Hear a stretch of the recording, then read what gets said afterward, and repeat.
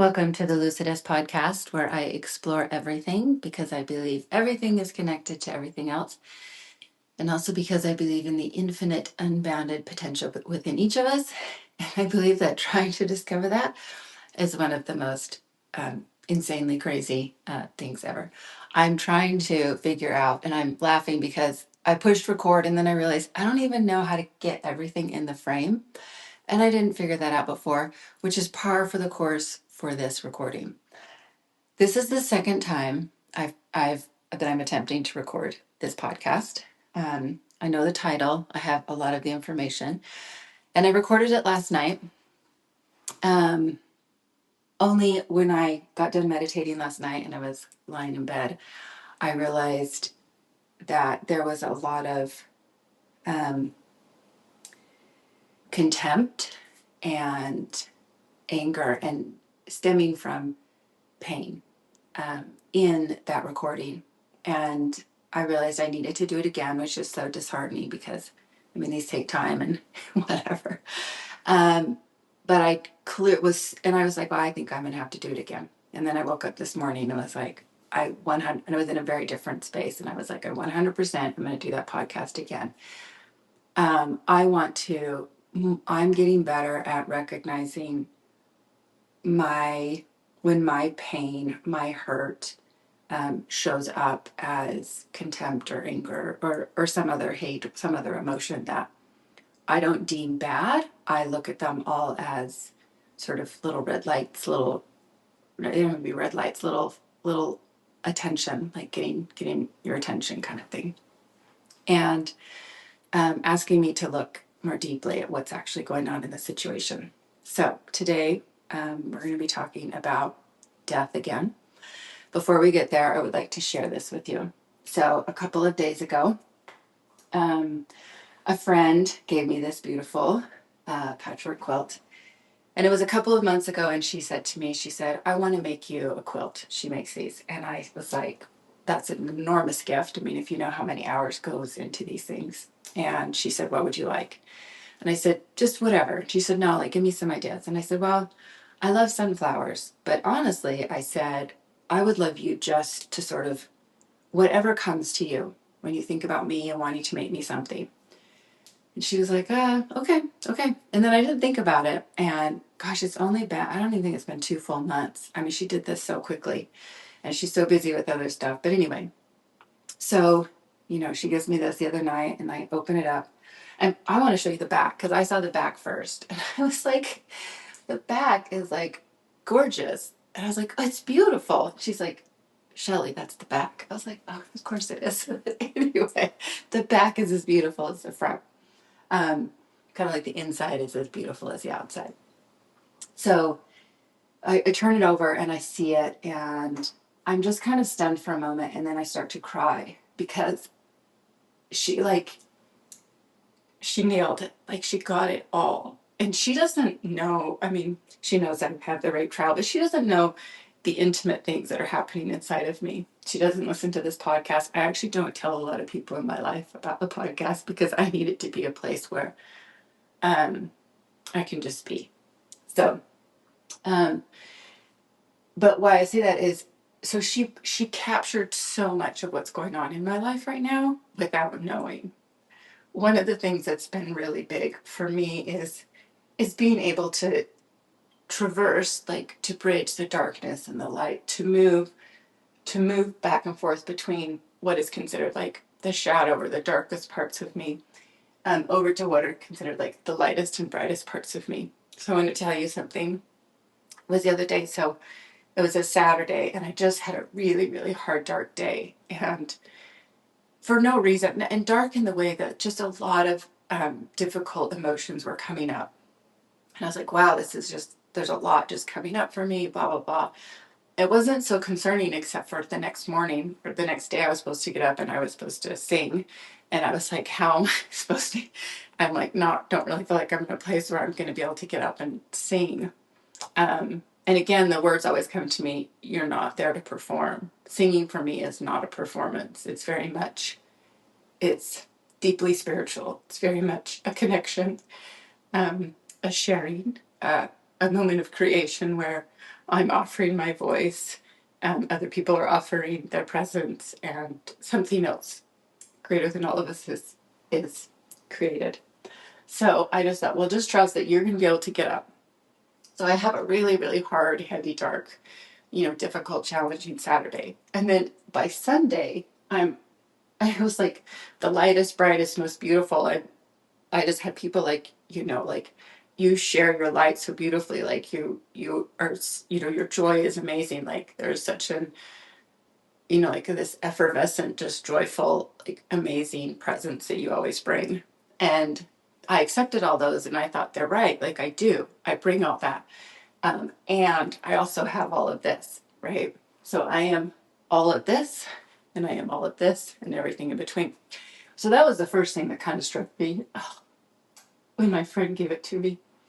It was just that she had captured kind of the place that I'm attempting to hold, to integrate within myself, or all the parts of me. The next thing that kind of stuck out, and afterwards she said something about this cute little snake. And I was like, and I thought it was so darling and it's so beautiful. So my son has this beautiful hognose snake. He's had him for a few years. Her name's Bee. And she's just darling. And on one of her last sheds, it was just like this perfect skin. And like the little eyeballs were there, everything. And he had it sitting out. This was, I don't know, I can't remember how long ago. I was like, God, that's so beautiful. And he's like, oh, you want it? And I was like, because he has so many of, the sheddings. And I was like, I'd love it. So I brought it home and I put it on my altar. Which is, I just want to say, snakes are so powerful. Don't just start dropping snake skins unless you're serious about the transformation you're working on. So I put it on my altar. So I have this beautiful snake skin. So she was like, and I was like, no, the snake is perfect. The snake is perfect. Been sitting on my altar. The other thing about it that captured me were obviously the butterflies. I'm not really a butterfly person. I think they're kind of trite. They're overused, and I just kind of, everybody loves the butterflies. I'm like, okay, fine, whatever. But if you look back over my podcast, I've been talking about the 7 stages of transformations, or this metamorphosis, and it literally uses butterflies. I think you remember I showed you all those. And recently, I've had this little butterfly. Came from my mom. Like this little stone carved butterfly, and I haven't really cared about it, but it sort of like has wandered all these around with me for I don't know how many years. And it's sort of been on my altar, but over to the side, and I didn't really care, but I was always just like, I don't really know why it's there, whatever. So it was only like a week ago, for some reason or so, I took it and I put it in this like central prominent place on my altar. And I was kind of like, I'm not really into butterflies, but this is where you go. So it's occupied this very central space on my altar. So when I saw the butterflies, I was like, oh my God, there's all those butterflies. This like the really embracing the butterfly, and that whole transformative thing. The other thing I want to point out is that no two squares are the same. She pointed this out to me, but then I looked more closely. So some of them may be of the same material, but they're not cut in the same way or placed in the same way. She talked about how it really mattered. You could just turn one of them and it would change the whole thing. So, and I just want to point out she cut out each one of these tiny squares, and then placed them, has to place them and sew them. But then she cut out every single one of the butterflies and then, has to and sews those on top of the things. I'm making up what little I know. Like I'm sure I'm missing so much more of what happens here. But what I want to point out is that what was just a like flurry of pieces in order to become integrated, needed to be set and connected. And then once they're integrated into the whole, that's when they have integrity. I mean, this now has integrity. I can hang it because it's integrated, right? It has integrity because it's been wholly integrated. And that's so much a part of what I've been working on for years and years. And, my recent foray with hate and with death, people would they would put those down in this area, which is so surprising to me because I have come to love those two entities or energies or beings or emotions, whatever you want to call them. I have come to love them so deeply. I can't imagine anything more beautiful than this place. Also, I think I might be reading a chapter from my book about darkness soon. Darkness is like my favorite character ever. She's fucking amazing. I can't wait to introduce you to her. Um, for me, the darkness is not bad. It's scary, it's hard, but it is the reason that when I go out into the world, I can shine my light because I have these roots, this understanding, this wisdom, this knowing that can only be found here, like any tree. Where are its roots? You know, it reaches into the sky. I know, we all know this, but it's for real. It's not metaphor, it's for real. Okay, so Carl Jung. I met Carl, never met Carl Jung. I was introduced to Carl Jung's things over a decade ago, 10, 15 years ago. I remember at one point I had this huge red book on my coffee table, sat there for like 3 years, 4 years. And I didn't read the whole thing. I did my best to read some of it. I looked at all the pictures and I loved it, but it was kind of just like all blowing over my head. And I was like, I love this. Like, this guy's brilliant, and I don't really know what's going on. But I planted some seeds, obviously. I wish I still had that book, but that book went the way of life. um, anyway, and so over the years, I would slowly dip into Carl Jung, listen to his stuff, read some of his stuff, that kind of thing. And more, I really loved it, but it was always sort of just like wind blowing past me, you know, like nothing sort of stuck really, or nothing permeated me. Let's put it that way. Let's say I wasn't porous enough for his teachings to go in. Okay, fast forward to, um, I talked about it, I had my second MDR session, and suddenly death is there, and I'm having all these experiences with death, learning from death, just so beautifully, so beautifully. And I've learned from death before, but these were very different. I'm a very different student than I used to be, and my lessons are very different because of that.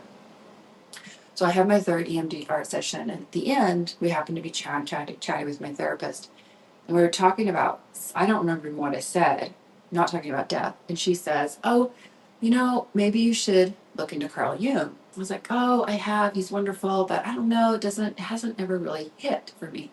She's like, okay, just a thought. And I was like, okay. So I come home and I'm getting ready for work, and I thought, I'll just go on YouTube, click on a Carl Jung video, and we'll just see what we get. So I click on it, and I don't even read what it says. And he starts talking, and the first thing that comes out of his mouth is this: in death. I was like, what? Like, I had literally chosen, of all the thousands and thousands, however many Carl Jung videos, I have literally chosen one where the second word he uses is death. And that is my teacher right now.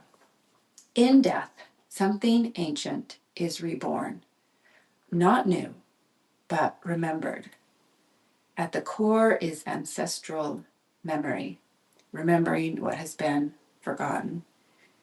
In death, something ancient is reborn, not new, but remembered.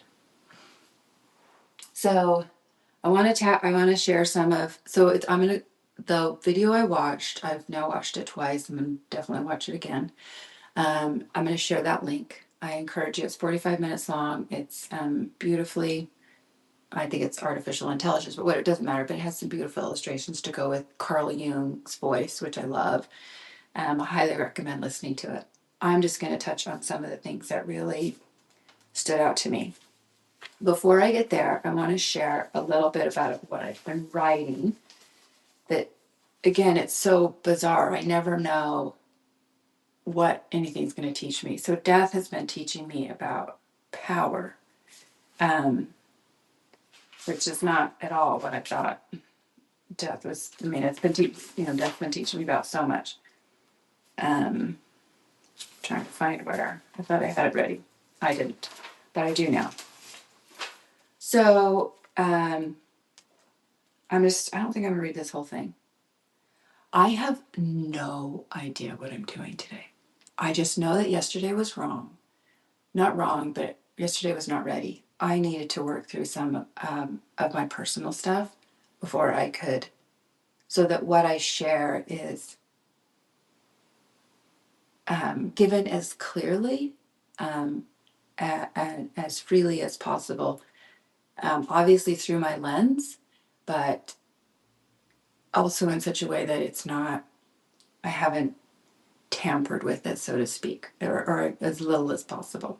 Trying to get the message through my lens in such a way that you can find your own way with your lens. Hopefully that makes sense.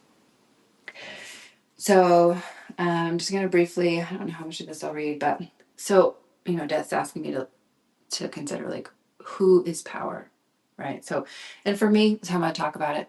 For me, hate is just a being because it's easy for me to work with hate that way. Death is a being. Power is a being. So, who is power? Power is a thing, it's real, an energy or force which is always there but not always present. Meaning, if you can't hold it, you can't have it. And not hold with hands, but hold with body, with mind, with spirit. Power is a thing to hold, a thing to be, a thing to embody, encompass, and be encompassed by. Power is an entity who is particular, not whimsical. And then I cross it out, wrong word. Not malleable. No, it is. And then they are, he is, she is. It is power. Power is an entity with a name, a purpose, a place.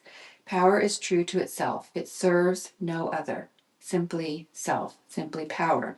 The wielder of power is the source of power. Power is an entity of homeless origins, seeking only the vessels which can hold it, wield it, contain it. Power is a thing we know and feel, we see and touch, but isn't for the taking, it's for the holding. Why wielding? Not using, wielding, like welding, merging, combining. Power in its truest form is. In its basest form, it is used. I'm going to read that again because when I wrote that, I was like, whoa. Power in its truest form is. In its basest form, used. Manipulated, abused, stolen, fractured, feared. I'm going to read that again because I need to hear this again. Power in its truest form is. In its basest form, used, abused, manipulated, stolen, fractured, feared. Okay. And then after I wrote that a few days, no, I guess I wrote that maybe about a week or so ago. And then I came back, and what I've been really working on, what death has been showing me, is the power of opposites. That only by integrating both, only by being able to balance, only by being able to bridge these opposites, that's where the true power lies. I'm still learning, but what I wrote is born from the power of opposites. So the truest form of power, and then I wrote this and I was like, oh, this is, I just got done with, I hadn't realized I had just gotten done writing about power when I was about to start this one, the power of opposites. And then I went, wait, I just wrote about it. So I started this where I left that one. I wrote, the truest form of power is. So the power of opposites is the opposites. I want to say that again. The power of opposites is the opposites. So the power of it is not that you can be right here. It's like that you can hold those two. The power of the opposites is the opposites. Not their watered down forms, nor their socially acceptable forms, nor their religiously or morally or culturally or ideological distilled forms. The power of opposites is the opposites. In their true nature, love, hate, life, death, give, take. Is power active or passive? Neither. It just is. Something about the is of being. Power is. Is you being you? Is power you? When are you aligned with you? When are you true? And then I wrote power opposites sovereignty. I don't think I wrote a little bit more, but oh yeah, I did write. So I was going to talk about sovereignty, and that's what it says there. So sovereignty came to me. I remember it was when I hurt my back. It was about a year and a half ago, or maybe it was 2.5 years ago. Don't know. And sovereignty was this word that kept coming to me. Sovereignty, sovereign. And I was like, what is sovereignty? Like I've even looked up the word. It's a very difficult word to understand. Or I would say the current definitions of it, I think, are not catching what I'm being asked to catch. So I wrote sovereignty. You're born with it, but not the ability to hold it. You must grow into and create the vessel which can uphold its own sovereignty, its own ability to choose, decide, declare, excel. I want to say it again. Because when I wrote this, I stopped and I just kind of stared at it for a second. And I was like, we are all born with our own sovereignty, but we're not born with the ability to like hold it or embody it. I think embody is a better word. We're not born with it. We're born with it, born with sovereignty. We are not born with the ability to embody it. We must grow into and create the vessel which can uphold its own sovereignty, its own ability to choose, decide, declare, excel. And then I wrote, you can't fake it, you can't pretend. It doesn't look any certain way. It is the vessel's expression. Power is an entity who expresses itself through the vessel. Power is an entity who expresses itself through the vessel. Power is not concerned with the form. It inhabits that which can hold it and is thereby revealed. I think what I wrote here really hit me so deeply because power can be so ugly, and it can be so beautiful.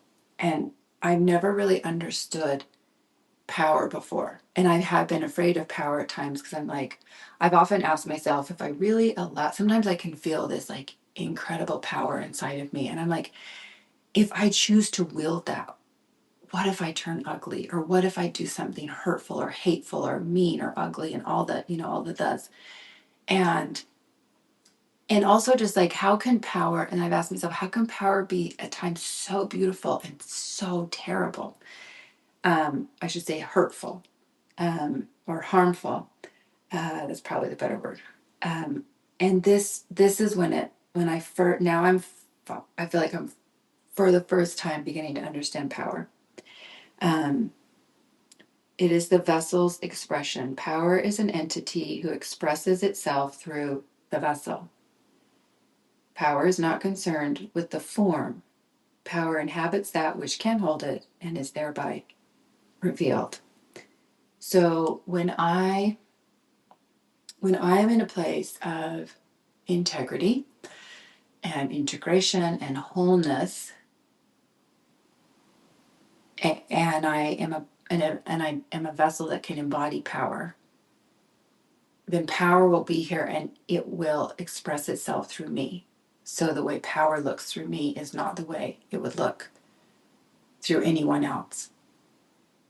And that was important for me to see because I've been afraid of my shadows, of my darkness, of what is in here, that if I allowed myself, and I do think there have been times in my life where I have felt the power there and I have stepped away from it, and I'm glad I did. I do believe there were times in my life where I could have and maybe would have done harm, with sort of that personal sovereign power that each of us is born with. Okay, so I share all this because this is what's been going on in my life. This is what I've been writing about. Da, da, da, da, da. Now we're back to the video I mentioned, the Carl Jung video. Every word he spoke was like, I was riveted. Every word he spoke was as though he was speaking to me, to my soul. Like every word didn't just like find its way in. It was like living. It was like he was watering a garden. Every word was like watering a garden that already existed and I didn't know it. was almost like, it was like, look, you have this garden, like you've tended it, and you just like, I don't know how to describe it other than it literally was like, what, every word was like water falling into this beautiful garden that just, and I was like, whoa, every word is for me and is me and speaks to me, and just all of it. It was so profound. So now I'd like to share Carl Jung's words. I'm going to start at the beginning. In death, something ancient is reborn, not new, but remembered. At the core is ancestral memory, remembering what has been forgotten. By the way, these are paraphrases. So don't crucify me for not getting every word right, because it's not. Almost all of them. I mean, I put in little words to try to make a cohesive narrative, but almost every word is his that I'm going to read, but not exact. Okay, so then Carl Jung starts about talking about a certain type of person. He calls them something. I'm not going to use that word because it's so misused and abused and misunderstood. I'm just going to skip it, and I'm just going to say they.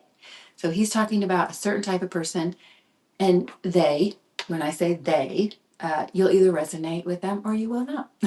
So, okay.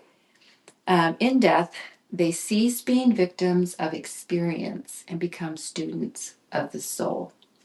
And what we're talking about here are all the little deaths, that little and big deaths that some of us experience during our lifetime. I swear I've died so many times in this lifetime. It's crazy. I mean, the more you look around, the more you realize, oh my gosh, I've gone through so many deaths, so many deaths, so many deaths to get to here, to be the person I am today. And Lord knows how many more deaths I get to go through until I get to face the big D, the big D, the big death. Okay. They no longer, okay, they know, oh, okay, they no longer need to fix. They do not rush to rescue. I'm going to say that again, because in the last,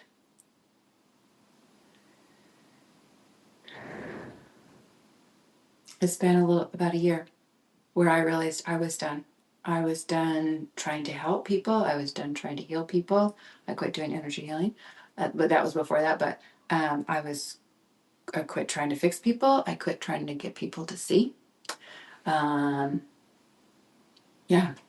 So, and it's now become more of just a daily, like, this is me, as opposed to sort of a manifesto. I don't really need the manifesto anymore. It just is me. No longer a need to fix. They do not rush to rescue. They simply see. And in their seeing, others remember. In their seeing.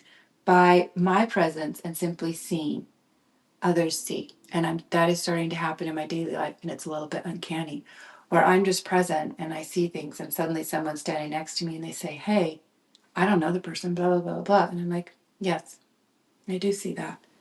And they go, oh yeah, I just saw that too. In their seeing, others remember. They were never meant to be helpers in the traditional sense. Their gift is not service. It is revelation. They are here to disturb the sleep of the world. They do not numb it. They name it. And I tell you what, I don't know anyone, well, okay, I'm sure there's lots of people, but I'm one of the best people I know at not numbing. It is so hard. It is so hard. I don't numb it. I name it. And that pisses a lot of people off. Okay. They transform the stories that people tell them. You are too much. You are too weak. And they turn them into the soul story. You are the key to integration. Integration being wholeness. Wholeness is not perfection. It does not mean happiness. It means the capacity to hold the opposites, to honor light and shadow, joy and grief, rage and tenderness without collapsing. I want you to know that my recent foray with hate, and I know I still need to finish that, and I will, but we're just not quite done, took I thought I would, there were moments where I thought I would collapse. I was like, this is so big. And what I realize now is I took it all personally, and it's not all mine. And we'll get into that. But to be able to hold the opposites and not collapse is the first sign of integrity. It's the first sign of integration, the first sign of wholeness, many things. Okay, not collapse. They are born from the tension of opposites. Born from the tension of opposites. This integration requires solitude, to leave the noise of the crowd, to hear the whisper of the soul. They must learn to befriend the hermit within. I have spent so much time alone. And it wasn't like I didn't like, I mean, there were moments, there have definitely been moments where I don't like people. But there were times where it was just like, and I've talked to my therapist about it, it's just something to me was just like, no people. Like you are with people when you need to be, and then you go and you be with yourself. And I realized more and more I would not be the person I am today with the wisdom and understanding and the roots I have within myself if I hadn't have taken that time. Leave the noise of the crowd to hear the whisper of the soul. They must learn to befriend the hermit within and return with vision, with truth, with gnosis. Their presence alone becomes catalytic. Their presence alone becomes catalytic, not because they preach, but because they embody. They become the living antidote to unconsciousness, not by striving, but by being. I can't even say that. Like that, reading that, I was like, and why that was so profound, because more and more, as I said, in my daily life, I'll just be somewhere. I'm standing there and I'm seeing, I often see way more than other people see. And someone is, I may or may not know them, is suddenly by my side mentioning, asking, and I'm like, oh yeah, I didn't say a word. I didn't say a word. I didn't do a thing. Their presence alone becomes catalytic. It's been a little bit bizarre. Okay, here's the big thing.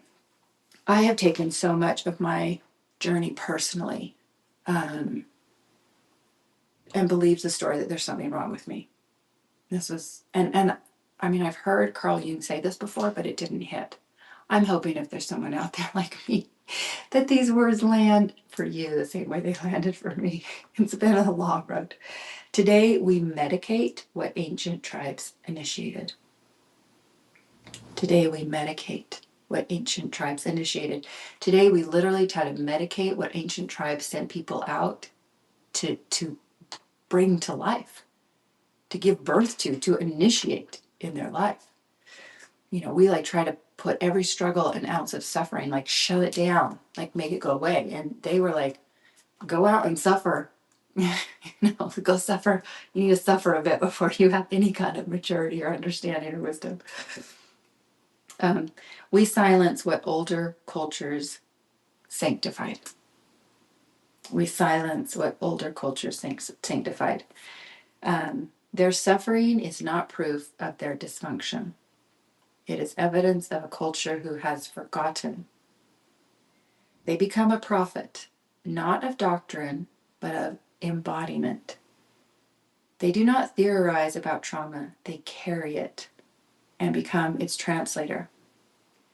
I feel what you do not, I see what you cannot, and I will not look away. That ability has gotten me into difficult situations that I took personally, and that's where I got angry last night, because it's such a hard road to walk, and I felt resentful. Anyway, I needed to step back. Compassion all around. Compassion all around. There's just nobody, including myself, that doesn't deserve it. I feel what you do not, I see what you cannot, and I will not look away. They are often exiled, scapegoated, pathologized. They are often exiled, scapegoated, pathologized. They must learn to put down the scapegoat burden. The first thing I started working on with my therapist when I started with her 8, 9, I don't even know how many months ago, First thing I walked in, I said, I realized for the first time in my life, I'll tell you what happened because it was so amazing. This is often how I get my messages. I'm up in the mountains, I'm hiking, and all of a sudden something, I remember it was my left hand, something like I suddenly stopped on the trail and I looked down at my hand and like it was like my eyes blurred and all the veins, everything, like all the little lines, the lines on the palm of your hand, it suddenly like morphed into like a blueprint. And I could see like the blueprint of my life. And I'm totally sober. Like I haven't taken anything, but these moments just happen. Um, and something in me just, and I looked at it and I could see this blueprint and the words came, I will no longer be a scapegoat. I will no longer be a scapegoat. Right. And not long after that, I started my therapy with this current therapist. And I just told her about that. And I said, I'm done being a scapegoat. And we worked on that a long time. It still kind of rears its head, but I'm pretty quick to go, not mine, not me. Sorry. You got to take that somewhere else. Um, so when I hear Carl Jung saying this a couple of days ago, I was like, what? This is fabulous. Often exiled, scapegoated, pathologized. They must learn to put down the scapegoat burden. They are not here to carry the sins of the world. They're here to name them, to feel them, but only long enough to translate them into awareness and then release. Release is the final initiation. That moment is liberation, 100%. That moment is sovereignty. Again, like I loved that, like the whole sovereignty thing that I had been trying like for at least a couple of years to understand, as it comes through again, I'm like, oh, no idea. Like, anyway, it's very cool. It's cool when I stumble across words and then they come back around. And when they come back around, they in such a way that I get them, I embody them. There's a gnosis in my body about them. So I just want to read that again because it's so profound for me. They're often exiled, scapegoated, pathologized. They must learn to put down the scapegoat burden. They're not here to carry the sins of the world. They're here to name them, to feel them, but only long enough to translate them into awareness, then release. Release butterflies, release is the final initiation. That moment is liberation. That moment is sovereignty. That moment is the reclamation of the true purpose. Reclamation of the true purpose. Not to heal, not to serve, but to awaken to the fact that the collective shadow is not evil. It is unlived life. It is all that we have not yet dared to integrate. 100%. I would say one of the most profound things I've done a lot. One of the most profound things I've done was to look at, see, feel, embody, and know my hate. Yeah. It's literally transformed everything. It's crazy. So integrating. The unawakened one seeks validation. I spent my whole life doing that. The mature one seeks connection, which is not fusion. It is true contact between sovereign souls, and this requires humility. This requires humility. I think I've experienced that briefly for certain moments. They become a chalice, a vessel, a container of mystery. They hold suffering without becoming it. They honor the pain without identifying with it. This requires a descent into the underworld of the self, facing their own shadow, confronting the parts of themselves that secretly enjoy being needed, that derive identity from rescuing others, for they fear their own emptiness and use service as a distraction. 100%. I think the most recent one for me is fearing my own emptiness and my own chaos. So my recent forays into this, my own darkness have sort of soothed those fears I had about myself. Only then can they say, I see your pain. I honor it. But I do not need to fix it to feel whole. This is true compassion, not codependency in disguise, but presence without agenda. Presence without agenda. And again, I think that's what's happening in those moments where I find myself present, seeing and feeling and aware of certain things, and then something else happens. I didn't have an agenda. I wasn't trying to do anything or make anything. Just my presence is what happens. Then something extraordinary happens. They emit a field, not a shield, not a wall, but a field of coherence.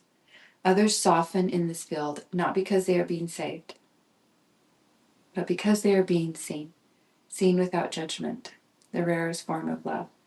And this can only be done once they've seen themselves in their entirety, their own rage, their own hunger, their own divinity.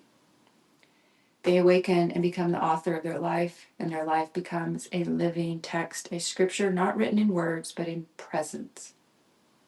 Presence that disturbs. Presence that liberates. Presence that says, I am here fully. I invite you to awaken. It's not comfortable, it's sacred. It goes on to talk about they live as a symbol to evoke and initiate wholeness. Not perfection, but the capacity to integrate opposites. They're not light workers, they're twilight dwellers. They carry dusk and dawn. This in-between is the very place where transformation happens. Patient as the moon, wise as the serpent. Those are some of my favorite words. Patient as the moon, wise as the serpent. Any soul endeavor. Patient as the moon, wise as the serpent. They do not lead in a traditional sense. They do not command. They transmit a new frequency. They feel in an unfeeling world, which is an act of rebellion. They stop asking for permission. They stop apologizing. They stop shrinking. They illuminate what others have worked hard to forget. They're not here to make people comfortable. They're here to make them conscious. Conscious of the grief they swallowed as children. Conscious of the dreams they abandoned. Conscious of the rage they turned inward. Conscious of the shadow they project onto enemies and strangers and lovers.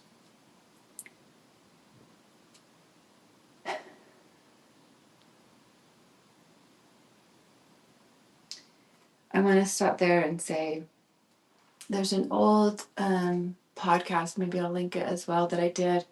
I think it was like at least 2 years ago. I think it was near the beginning somewhere. And it was about,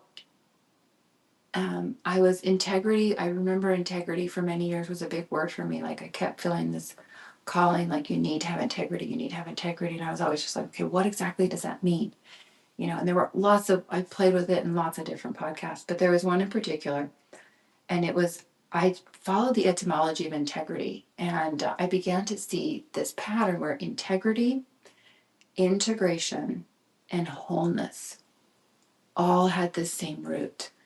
Integrity, integration, and wholeness. So I want you to notice, like, only because these squares have been integrated. No, yeah, that's right. That's right. Only because these squares have been integrated with each other do they have integrity. And only by having this integrity can there be a wholeness.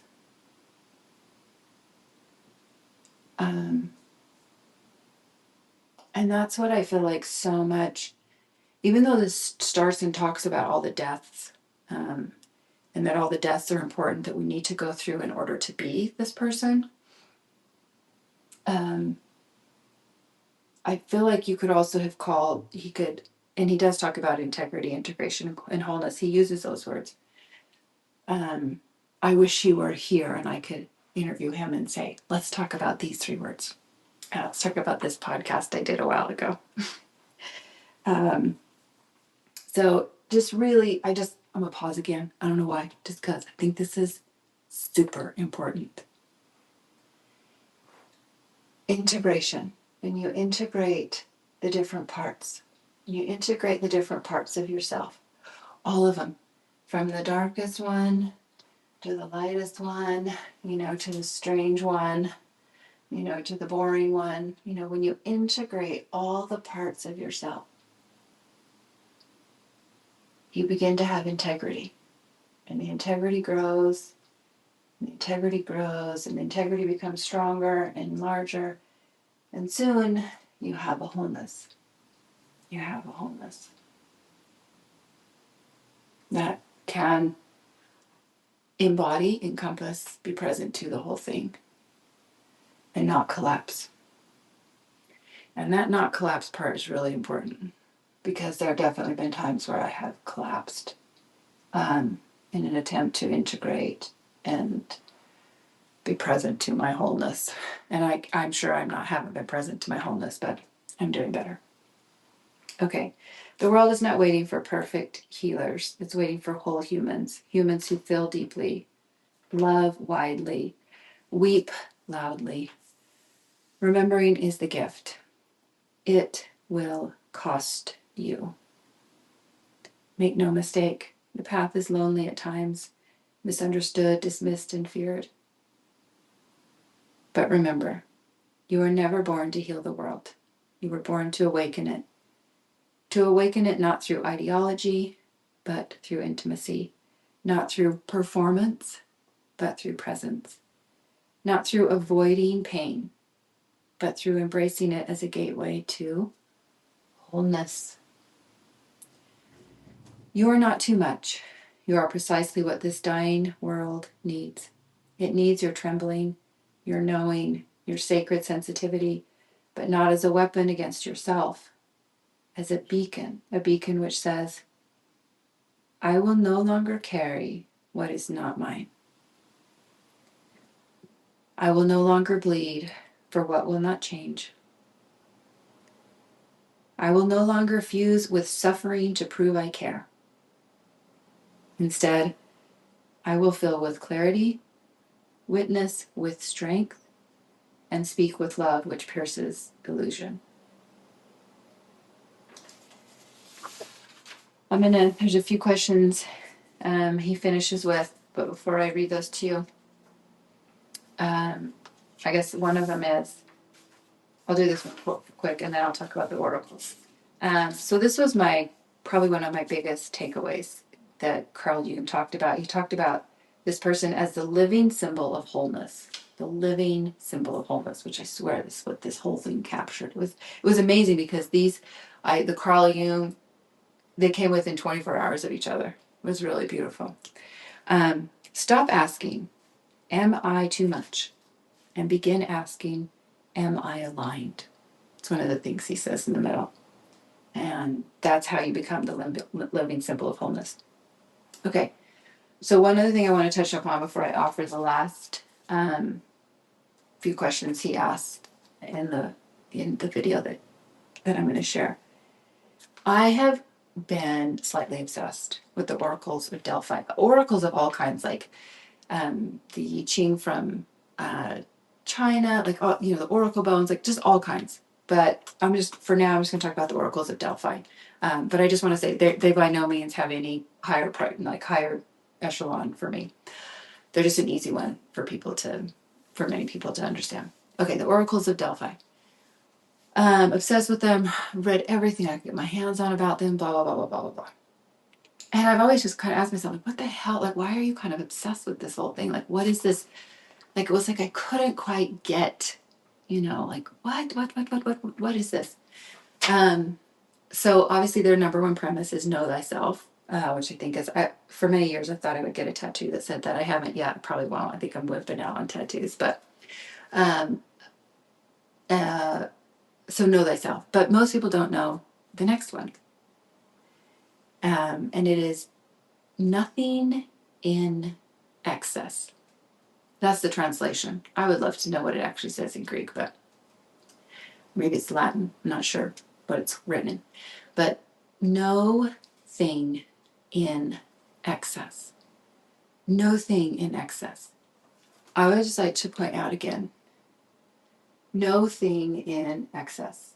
No thing in excess. Like this is that's wholeness. That's balance. That's integrity. That's integration. No thing in excess. If you just are all one thing, that's not balance. I don't know how. Anyway, no thing in excess. So the oracles of Delphi, some of the most wise and fascinating, and still for me very mysterious. Okay, why did I bring that up? Because he brings this up a few times. Carl Jung talks about oracles a few times in this talk, and I don't think don't have to say I don't think I do not yet understand the true meaning and depth of an oracle. I think it's been watered down in the writing to someone who like sort of gave a prophecy. But I don't think that's actually it. I think I believe there's so much more going on there than them spouting a prophecy. And if you think about what Carl Jung says here, he said they were like a prophet, but not in like espousing some kind of ideology. Their prophecy was their embodiment. The prophecy is the embodiment of presence, of awareness, of seeing. So when I think about this calling, this like kind of pull I've had toward an oracle, it's always confused me because I'm like, I don't really want to be a fortune teller. I don't really want to give prophecies. I don't freaking know. I don't know what's gonna happen. I may see something and have a pretty clear idea where that might be going if things don't change. Um, but that doesn't, but that first of all, it doesn't interest me. And second of all, that's just not what I feel called towards. So I'm like, what is this oracle? So I feel for the first time that I have some idea of what the word oracle means to me. And it's what Carl Jung says here about, they become an oracle in the way of a prophet, but not through this, ideology, but through embodiment. And then when I think about the oracles of Delphi, I love the know thyself, that's great. But it was the second one that really got me, which is no thing in excess. And that one just really hit me, and it still does. And I feel like, again, this whole thing is about, nothing in excess, meaning can you hold? Can you hold? Can you hold yourself? Because there's no way all of you is one thing. Can you actually hold yourself? You need to be able to hold opposites in order to hold your own self, let alone the crazies everybody else out there is, right? Like, to be an oracle is, I would say the first question is, can you hold yourself? Can you hold yourself? Can you be the vessel, the chalice, that can hold the opposites without collapsing? And that the power is in the power of the opposites is the opposites. The power of the opposites, whatever he said there, he said the power of the opposites is not, I'm now putting together some of his words and my words. So he talks about, being able to hold the power, being able to hold opposites. And when I was writing, I wrote, the power of the opposites is the opposites. You're not trying to negate the opposites. You don't negate love and hate. You hold them. The power comes from holding love and hate at the same time and not collapsing. And the not collapsing comes when you realize you can't figure it out with your mind. Okay, so I'm going to ask these last questions and I'm going to end with them because Carl Jung's so brilliant. I don't need to say anything else. I'm just trying to think if there's anything else I wanted to touch upon. I don't think so. That's enough. I want to say I'm really glad I re-recorded it. I shared a lot of things today I didn't share yesterday. I think I was rushed. And not only that, but I didn't share I didn't share some things today that I shared yesterday. And those were personal and not necessary and were not me being present and embodied. They were me definitely channeling the past. Which is not, this is something I do sometimes. Okay, last questions. So this is how Carl Jung finishes. And I highly recommend watching that video. Are you ready to stop healing what does not want to be healed and begin awakening what is finally ready to remember? Are you ready to lay down the martyr's robe and rise as the oracle you have always been? Then breathe, feel, witness, and begin. I love you all.